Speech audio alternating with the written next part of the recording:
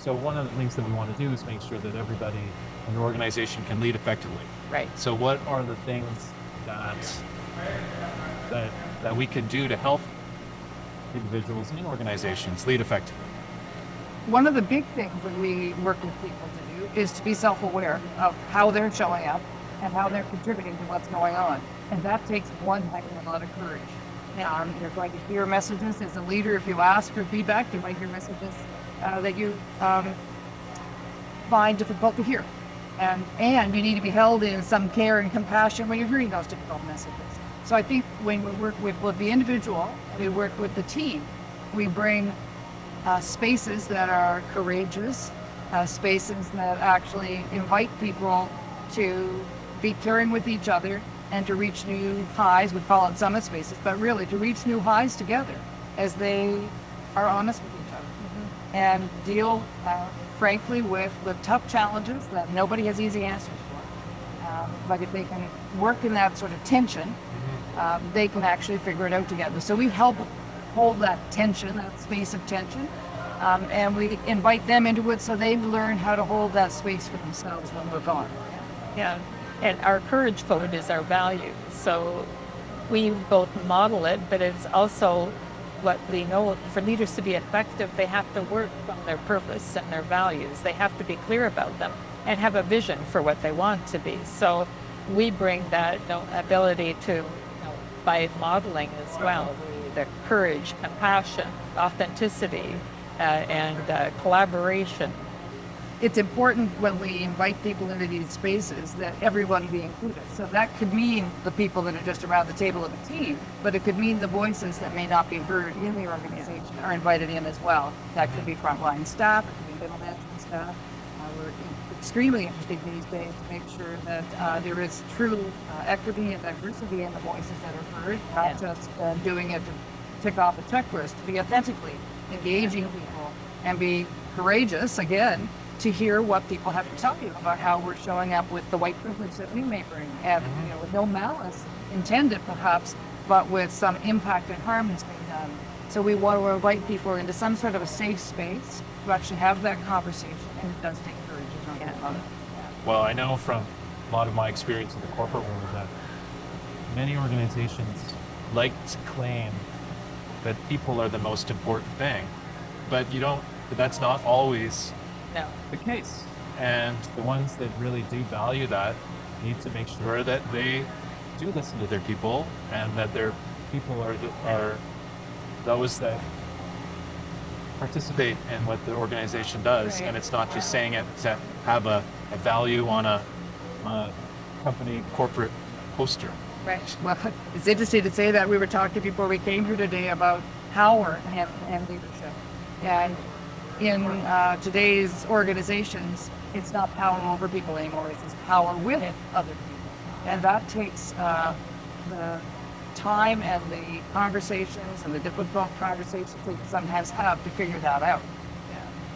And sort of the openness. So by creating openness, and that's where the listening comes in, and the inclusion piece. So people need to feel safe, but that's why we share this notion of the summit spaces where you welcome a dissenting perspective. You want to hear multiple perspectives. That first of all, people get it, as you said, invited to the table, but then they actually are listened to at the moment. So they feel that there's inclusion, safety. I'm not just being told to show up, that I am actually fully included.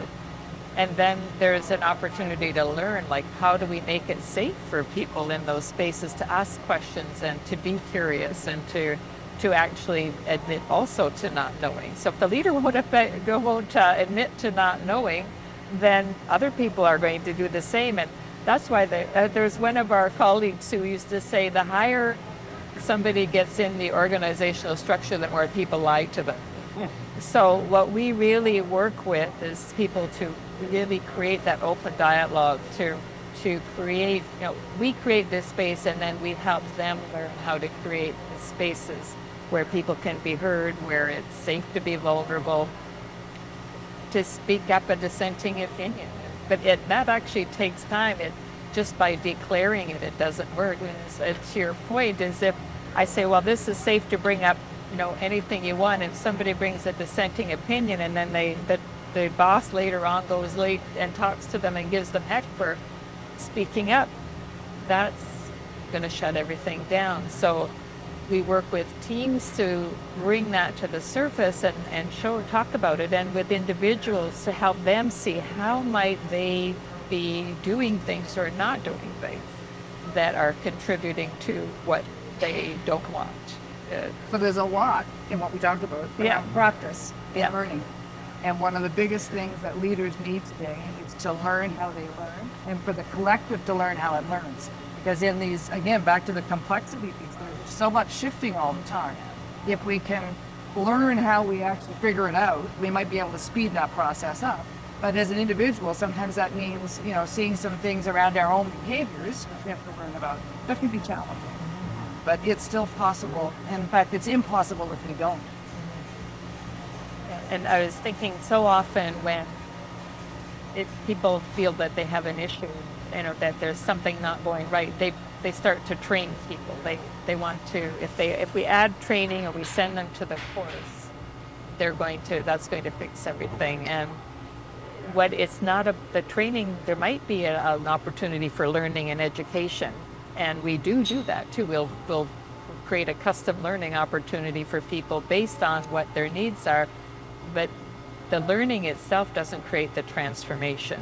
People have to see the shift there. We call that the generative tension. So between where I am and where I want to be in the organization, whether I'm working in front line in customer service or I'm in the C-suite, when we don't see that tension as negative, it's generative. That's the motivation to pull you forward to learn. So once people can see the future they want and know where they are now, then that'll start to mobilize them to move forward. So I guess we host conversations with people that matter. We help them to see things that they haven't seen before, and maybe they don't want to see sometimes.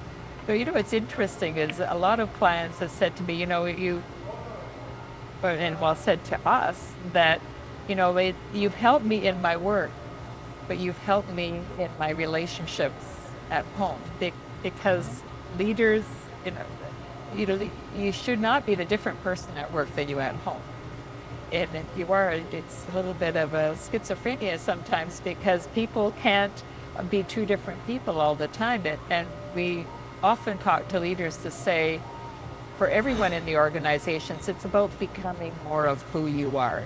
That's what we talk about, that whole person. You can bring more of yourself to what you're doing in your work, and bring more of your joy and your passion into work. That really makes a difference, and for people's commitment, for their satisfaction.